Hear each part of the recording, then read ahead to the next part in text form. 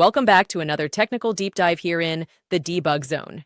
Today we're tackling a big question and breaking it down with insights from other users. Hopefully this clears up some misconceptions and helps you get the answer you need. So buckle up, stay a little curious, and let's jump right in.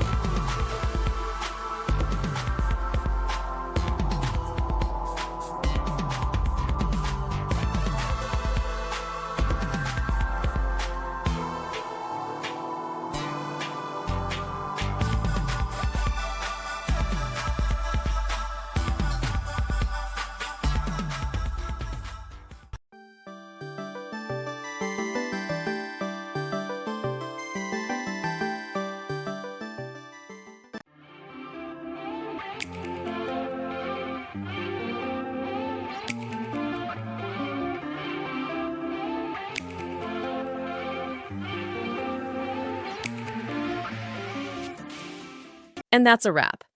I hope you found the answer you were looking for. If you did, take a second to hit that subscribe button. It really helps out. And let me know in the comments which solution worked best for you. See you next time in the debug zone.